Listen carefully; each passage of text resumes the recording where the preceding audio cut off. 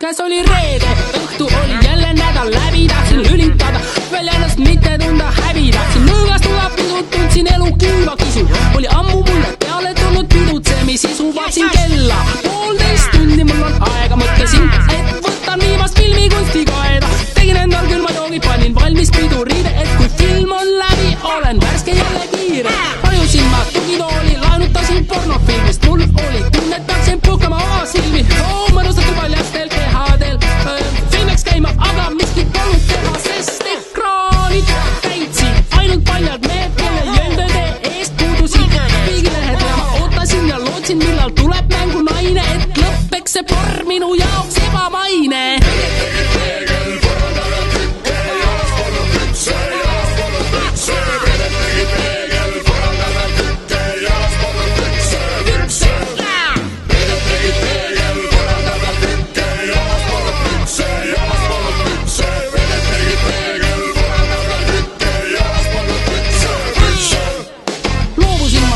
Tahtsin minna tantsima, sest kujutad sa ette, mulle meeldib tantsida. Tegin selgeks, kuhu minna, klubi uus mul meeldib see, tellisin ma takso, istusin tavaistmele. Ütlesin ma lugupeetud taksojuht, mis oleks, kui viiksite mind, kus kõlblik oleks härrasmehele. Taksojuht Sergei oli välja peetud mees, nahkvest, kuldkett ja võtsid ees.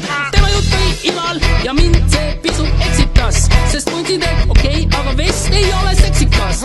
Pindus imelike vihjeid tegi ettepanekuid mul okei. Kaklustasin kohe teda,